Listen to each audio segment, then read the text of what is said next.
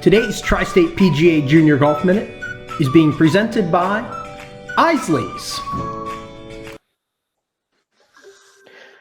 Okay, everybody, welcome back to the Junior Golf Minute presented by Isley's. And we have very special guests today. Joining us today are members of the California University of Pennsylvania Professional Golf Management Team. We have Justin Baroner, J.R. Pond, and Derek DeGitis. And gentlemen, just kind of want to start off. Tell us a little bit about the Cal program, and I think that'll be a great place for us to get our discussion started this morning. Absolutely. Well, first of all, thank you so much on behalf of the entire team of the Tri-State PGA section and Isley's. It's a wonderful opportunity for us to get a chance to talk to you today and to share a little bit of our passion and love for the game and the business of golf. So first of all, I want to start off with that thank you because it means the world to us.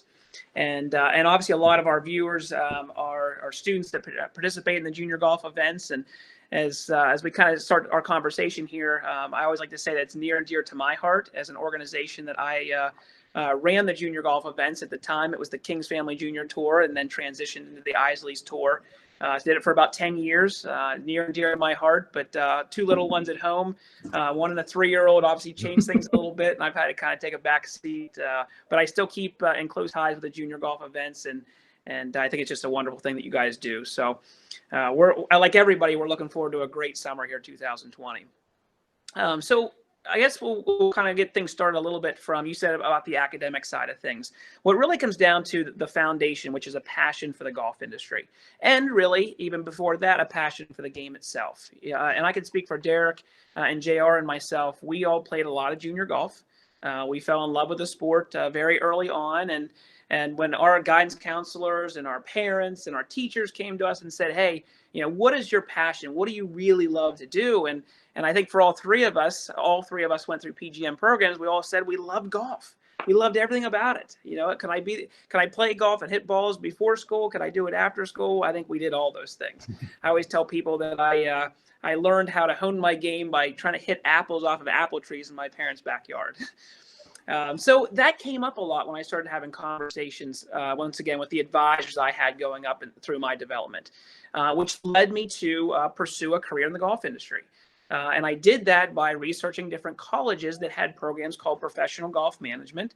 And these programs were designed to not only educate me on the different elements of managing a country club, a resort, a public facility, or one of those types of things, but it also involved getting us out on internships and getting us out in the field and getting us to see the industry before we ever graduated. So like I said, all three of us went through PGM programs. We started the PGM program at California University of Pennsylvania in 2005. And since then, we've actually had 100% placement both on the internship realm as well as on full-time employment. So that's been really, really exciting for us. So just to give you kind of a little bit of a background of exactly what is involved in a PGM degree is they are a 4-year degree. So you do get a Bachelor of Science degree from pretty much any institution that you would look at. At Cal U, we actually have two very unique bachelor's degrees that a student can choose between that are pursuing the golf management concentration. And for us, the one is sport management, which is a very strong business background. The other side of it would be in exercise science, and that's more on the human movement science and kind of someone who wants to focus more on teaching the game of golf. And here in a second, Derek's going to talk a little bit about kind of that sport management degree in more detail. And JR is going to speak a little bit more about the exercise science degree. So just to kind of give you, that's the basic structure. Our students do go on 5 internships as they kind of work their way through the PGM program at Cal U. And those internships can be in a variety of different settings. They can be at the traditional, we call it green grass facility, things like public golf courses, private golf courses, resorts, those types of things. Or it could be something a little bit different. Maybe you want to work for a company like TaylorMade or Titleist or one of those types of entities. Or maybe you want to travel the country and run junior golf tours or work on the PGA Tour or LPGA Tour. All of those types of opportunities are available when you kind of reflect on those different internships. And said the neat thing about it is you have 5 of them. So we want you to see a variety of different environments as you kind of work through those experiences. And we've been very, very blessed over the years. We've worked just in the Pittsburgh area specifically, pretty much every golf course you can think of, including the big names, Oakmont and Laurel Valley, Swickley Heights, St. Clair Country Club, those types of facilities, Pittsburgh Field Club, Fox Chapel, the list goes on and on as far as Pittsburgh.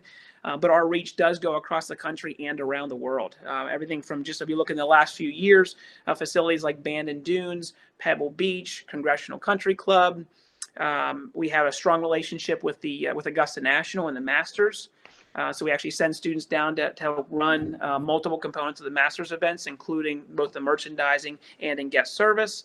We also work with the PGA Tour and the Wells Fargo Championship as far as their event at Quail Hollow Golf Club in Charlotte. So it's kind of our job to make sure that our students have every opportunity available that kind of fits their goals and their passion as far as the industry. But to kind of go backtrack a little bit, I will open it up to Derek here a little bit just to talk about that degree option that students have available when it comes to sport management. Thanks, Justin. The students have an option of sports management or exercise science as a major, like Justin said. And the courses in sports management have a strong core in business. They also have a lot of hands-on learning as well. Those courses that are strong core in business, they're really geared not only towards the traditional avenue of head golf professional, director of golf, general manager. They also cover everything you would need to know to work for a golf equipment, apparel, accessories manufacturer.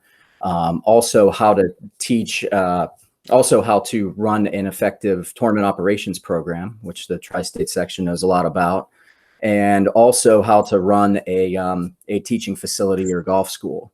So again, very strong core in business, and covers a lot of different avenues in our industry. And with that being said, JR will talk a little bit about the exercise science. A good segue as far as the teaching golf schools and teaching and coaching. Awesome. Well, thank you, Derek. Kind of backtracking a little bit and looking at how all of this comes together.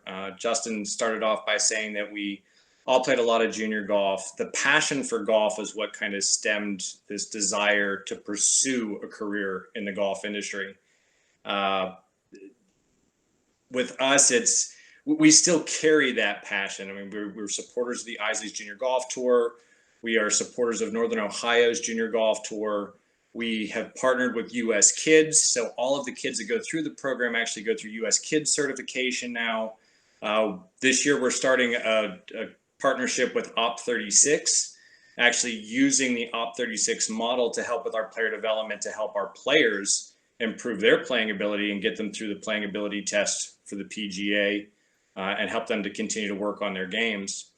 That really kind of draws us into the exercise science side. One of the cornerstones of instruction in golf now has definitely leaned more towards human movement.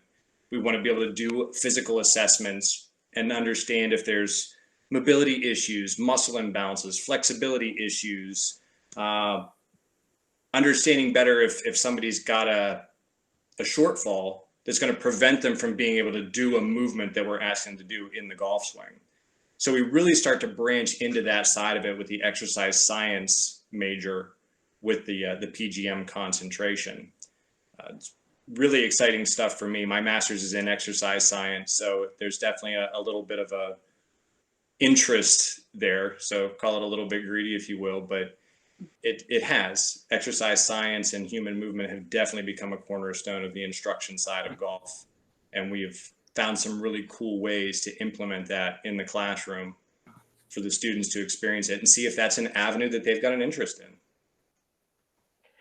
I think that's great points, all three of you guys, and thank you for sharing that.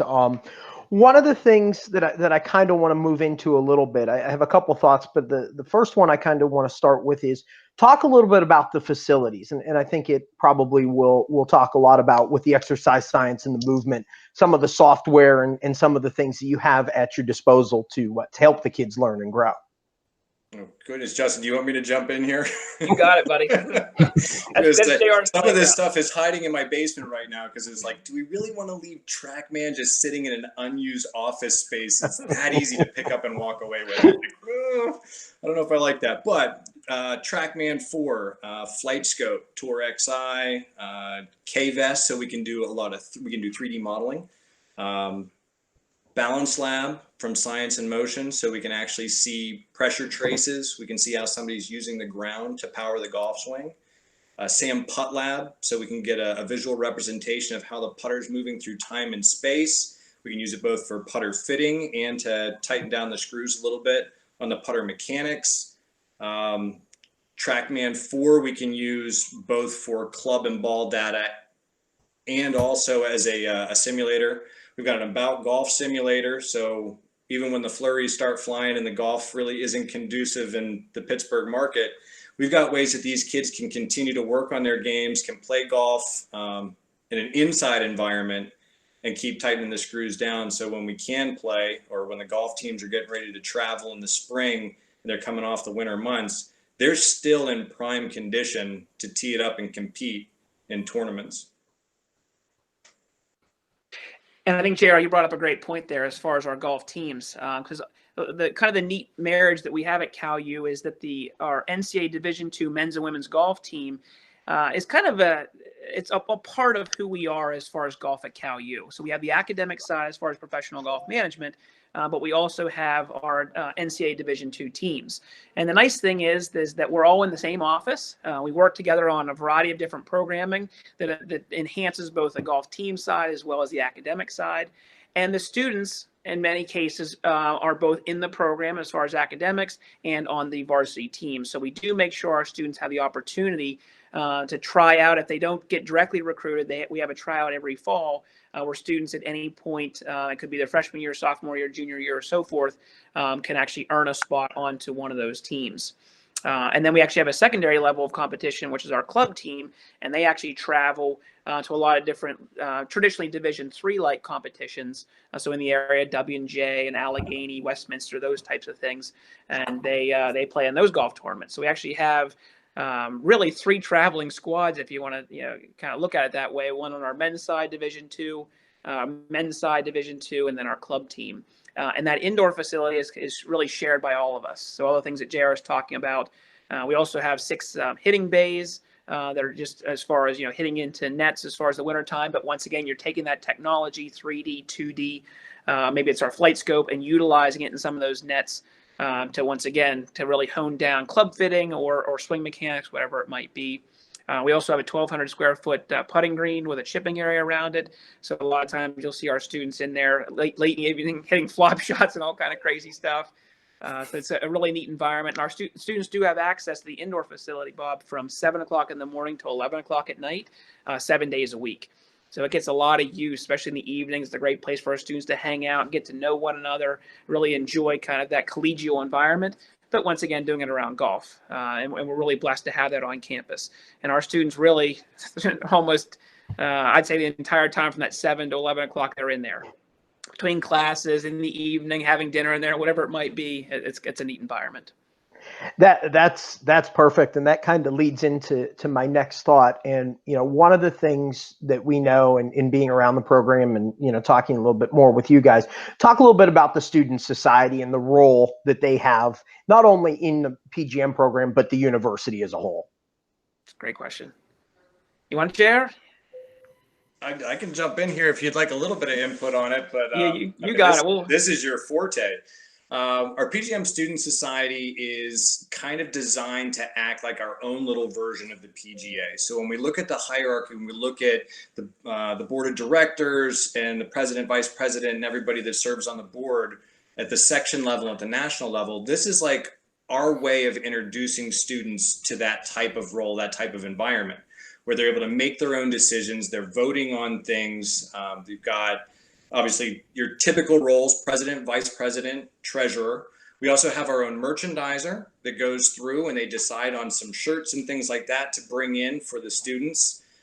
We've got a tournament director that helps organize the Student Society events. We invite the golf team to play in as well, but we've got a tournament director that helps to put all of those events together to make sure that we've got some levels of competition outside of just the men's and women's program and the club team. We've got a social chair secretary that handles a lot of our social media aspects for Instagram, Facebook. We've kind of moved away from Twitter a little bit. Maybe we'll bring it back. We'll see. But we want to make sure that the students are getting introduced to all of these different elements that have become part of today's society. I mean, this is the way that marketing works now. This is the way that kind of making sure people are aware of the services you provide, the products that you have. And we want to make sure the students see that. And the Student Society gets to kind of encompass a lot of those different areas. And I'll jump in as well. So we talk about those different areas. We have subcommittees within our Student Society. So for example, we have a travel committee. And within that travel committee, every year our students go down to the PGA Merchandise Show. I know it's difficult. First week of class in January, they got to spend a week in Orlando. So a really, really neat opportunity for them. We usually bring them out for a couple rounds of golf. We have a small banquet reception dinner for them. And then obviously we lead them through the activities of the PGA show. Our travel committee within the Student Society is that group that helps to do the research on where we're going to stay, the logistics. Plus, they look at the fundraising aspect of it. Our Student Society every year runs through and spends about $40,000 for our students. And in that $40,000, about half of it is provided by the university, and the other half of it is provided through our student initiatives and fundraising activities and things like that. So our students actually spend very little out of pocket. I'd say that they probably spend less than $500 a year, and that's for all of our programming. That includes things like the PGA Merchandise Show, and that's all inclusive. We have a merchandising subcommittee where we bring in a lot of different merchandise, everything from hard goods, soft goods. We're very close with Peter Millar as one of our main manufacturers, but we also work with Adidas and Ralph Lauren. And those types of companies that we have agreements with. On the club side, you pretty much name it, Titleist, TaylorMade, Mizuno, Ping, Callaway, whatever it might be, our students have access to not only the product, but those companies bring in representatives every year. We run fitting events. So they're getting fit, but they're also learning about the fitting process. So once again, that's kind of our merchandising subcommittee. We have a charity subcommittee where our students actually figure out ways to give back to the society at large. Every year we run an event called the Tee It Up for Tots event, which was postponed. It was supposed to be scheduled for April this year. We're looking at October dates for 2020. But all of our proceeds for that event go to the Children's Institute of Pittsburgh, which is a charity that's become near and dear to our heart. So it's, once again, Bob, as you know, it's very similar, as JR mentioned, to the kind of the PGA, both at the section and national level, where we have these different elements and our students are kind of geared towards enriching ourselves, enriching the local community, and growing the game of golf ultimately. I think that's pretty interesting. And I actually learned a little bit about that, knowing about the society, but really the whole, encompassing all those other pretty neat aspects. So really what it sounds like you're doing is you're preparing these young men and young women when they get out into the field, whatever section they get into, whatever branch they decide to go into, they've already got that opportunity. So they can go to a potential employer and say, hey, I've already, done some merchandising. I've done this. I've ran tournaments within my university, which makes them pretty appealing to a potential employer. Absolutely. From the internship aspect, 100%. We want them to experience it on campus because it's going to make them more marketable as far as going on an internship. Then the internships really kind of facilitate that 100% job placement. I mean, they're going out and they're building their own professional networks. They're building resumes that are full of actual duties. Like they went out and they worked it. They experienced it. They saw things that they liked, things that they didn't like, and they were able to use that to really hone in on where they wanted to go in their careers. So they love going to work. They're passionate about what they do. And that's something that PGM in general is just fantastic about, because you don't get that going through a lot of different programs. You're going out and getting real world experience while you're doing your classroom work. And because of that, you're able to make really informed and educated decisions on where do I want to go and what do I want to do with my life. In terms of the internship, because it is such a key part of what you guys are doing, when a student comes to you, do they typically have kind of an idea of internships? Now, I'm sure everyone that comes in says, oh, I want to go to Pebble, I want to go to Augusta, or so on and so forth. But how much say does a student get in help in placing an internship, or do you have kind of a list that you guys go to based on that individual student and where you think they're going to fit? That's a great question. Tell you the truth, I think everybody should probably nod their head to this one. We like to say that we hold the student's hand through the process. We do not place a student. Like, Bob, if you were a student in the program and you came to us, we're not going to say, Bob, this is where you're going. What we're going to do is we're going to sit down every semester, every year, when we start talking about internships, and you're going to have a short list of places that you're interested in going. And then we really ask you to dive into it and say why those are the places that interest you. Is it because you've got a lot of interest in junior golf and there's an amazing junior golf program there? Do you have interest on the teaching side and there's a great academy there? Are you going to work for a merchandiser, former merchandiser of the year or national merchandiser of the year? So that way you can kind of hone those interests and see what it's like and learn when you're out on these internships. So we ask the students to come to us with their lists of things that they love or what they're interested in. And then we use that list in those conversations to say, okay, here are some places that we think are really good. Or yes, these places that you've selected align with this. Let's put these in an order or hierarchy of which ones we want to go to. We would make first contact for the students, like getting a reference call right out of the gate. So we're making that call to that pro or that director of golf, and we're having a conversation. We're letting them know about the student's background and that we think that we've got somebody that could be a really good fit for their team. At that point in time, we turn it back over to the student to go through the application process. They need to put together resumes and cover letters that we work with them on throughout, in the classroom to create good documents to send off to these facilities. Then it's up to them to earn these. They've got to go through the interview process and earn the spot on that team that they want to be a part of. Then from there, it's let's add this into your resume going forward. So what did you experience? And then grow your resume and use that as a springboard to look at your next internship opportunity. What did we learn on this one? Was it something that you really enjoyed? Did you decide maybe that wasn't a direction that you wanted to go? And use that to help really funnel in and determine where you want to be in your career. And one thing I'll also add, JR, is all of our internships are paid internships.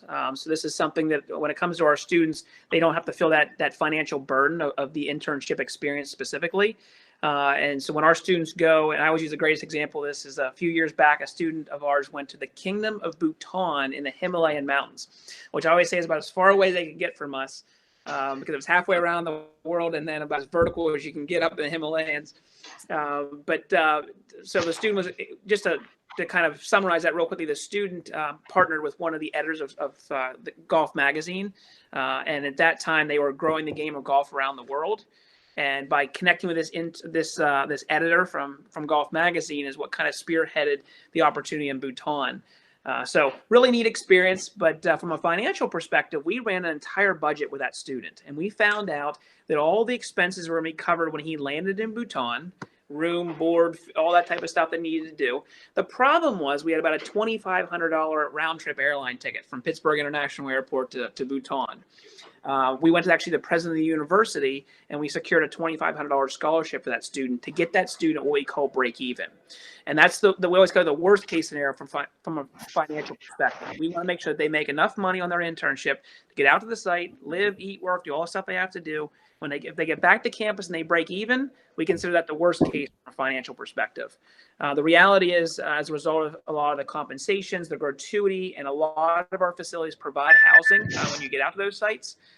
Those types of things have made it very lucrative for a lot of our students, and they'll come back with $3,000 to $5,000 in their pockets in a lot of cases. And I know Derek always has some interesting stories because he did internships and full-time employment at Oakmont Country Club. And those I thought were a great experience and kind of explain a little bit even about the financials in regards to internship. Yeah. So when I interned at Oakmont Country Club, had a wonderful experience, lived on the 3rd floor of the clubhouse, which was very cool.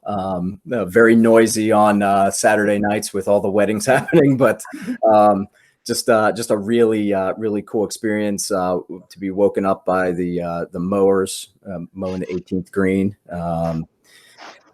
Just a really interesting time. My first day there was it was a Monday. They had an event for the Golf Course Architects Association.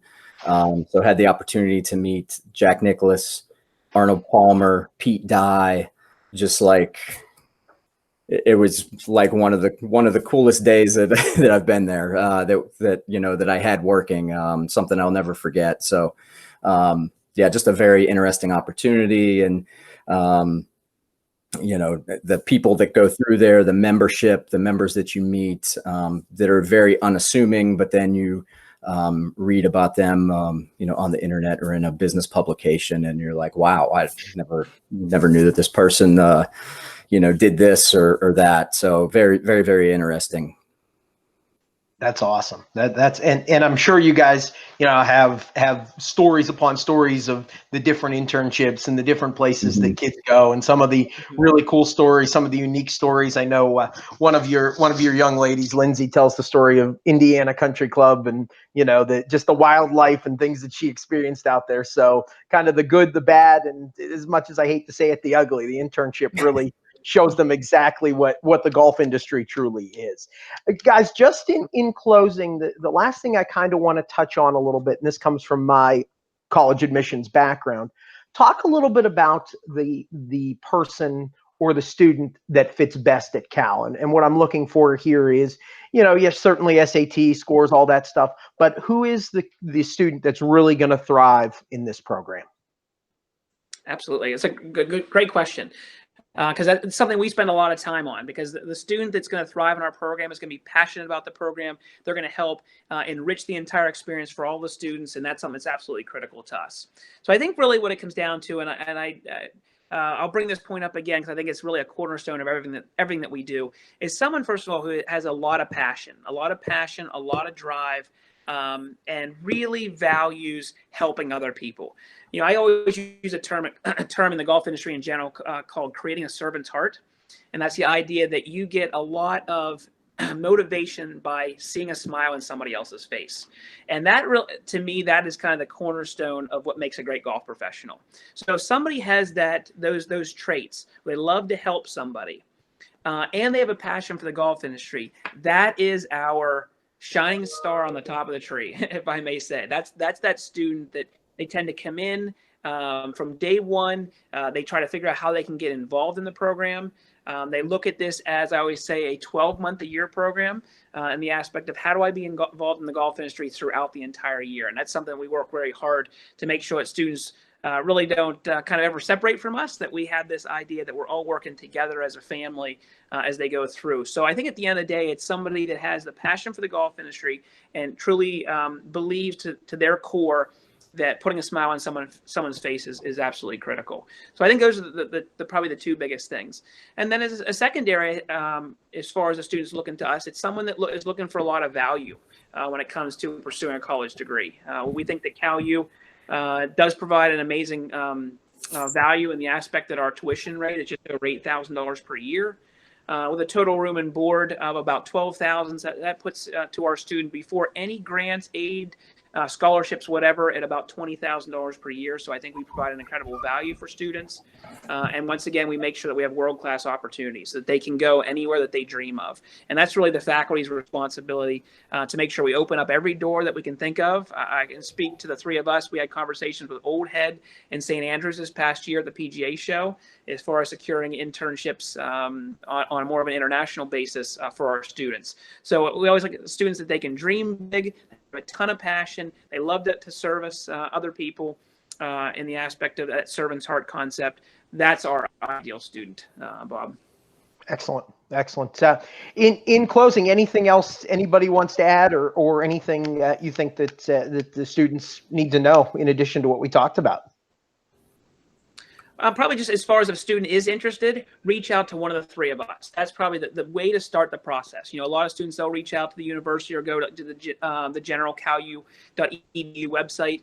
I would say start with us. Send us a quick email, and let us kind of lead you down the process of exploring an opportunity at CalU as far as golf management is concerned. We'll invite you to campus. We'll make sure that we have a campus tour set up, that you get a chance to eat in the dining commons, that you get to sit in classes and meet with professors. let us be your tour guide is probably the best way to describe it. So I would say if a student is interested, and we'll make sure that Bob has our contact information, email probably this time, especially with COVID-19 is probably the best way to reach out to us.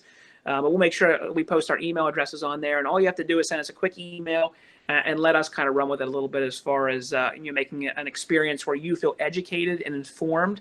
Because at the end of the day, whatever all of you are seeking to pursue in the future, make sure you're informed. And make sure you visit a lot of programs. See what school feels right. That's always one thing I always remember. I went through Penn State's program, and I remember walking down campus, and I just got that feeling if it was right or wrong. And for me, that was right. And I think every student is looking at any academic program should always do those campus visits. I think a lot of schools will be returning to those visits in the fall if things continue the way they are right now, which is a great thing. But go on those visits. That's why we take it very seriously as far as students that come to CalU. Want to be informed, and that's probably the best thing. So a simple email to us just saying, I saw you on the Junior Golf Minute and I'd like to learn more, and we'll lead you through the process. That's awesome, guys. I think thanks for taking some time. Hopefully you guys will get out this summer and play a little golf, and be good to see you out there at some of our tri-state events. But again, want to thank you for your time, and we'll have all the information at the end of the video for students to get in touch with you, and wish you guys a great summer, and hope to get you back into your offices in the fall.